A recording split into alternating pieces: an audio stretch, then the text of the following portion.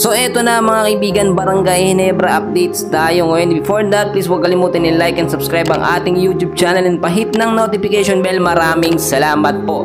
Stephen Holt, ginulat po si Coach Yeng sa naging laban kahapon. Inihahaling tulad pa ng Ginebra fans kay Danny Green ng Spurs. At Justin Brownlee mga kaibigan, muling nakapagtala ng 40 points. Best player of the game, ang ganda ng kanyang pinakita. So mga kaibigan, sa naging laban kahapon ng Barangay Ginebra at ng Rain or Shine ay tinambakan ng 22 puntos ng Ginebra or Gin itong Rain or Shine sa score na 124 to 102. Pero maraming nagulat mga kaibigan sa pinakita po kahapon nitong si Stephen Holt. 0 point po siya sa first half ng game at nakita nyo patapos na po yung third quarter nung naka 3 points po siya. Yun po ang umpisa ng pagputok ng kanyang sunod-sunod po streak shooter po. Ibig sabihin, pagdating po doon sa third quarter, nakagawa pa siya hanggang fourth quarter po ng 18 points.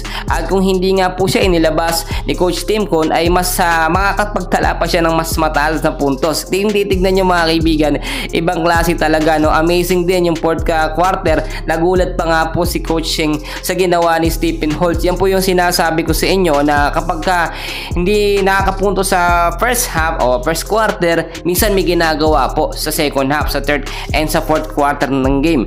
Marami pong nakapansin dito sa ginagawa ngayon ni Stephen Holt na ang ginagampanan niya po talaga sa Barangay Ginebra ay depensahan po yung import Minsan lang po siya tumira ng 3, pero kapag tumira po siya, sure ball naman po. Yan po talaga yung sinasabi natin na meron kay Stephen Holt na wala po sa ibang player po ng Barangay Ginebra at talagang maipagmamalaki parang andyan lang po yung sistema ni Coach Tim ko na akala natin hindi niya alam pero naipapatupad niya pala kapag lumalaban na. At kung hindi talaga siya inilabas ni Coach Tim Con, mas maraming 3 point pa ang maitatala nito nga pong si Stephen Holt. Talagang marami ding nagsasabi na ito nga si Stephen Holt ay maihahalin tulad sa NBA player nga po na si Danny Green ng Spurs Maraming basher itong si Holt, pero nakita naman natin yung unpredictable and unbelievable na performance niya. Nakapagtala pa ng 18 points sa second half, which is bibihira po yung ganung player na nakakagawa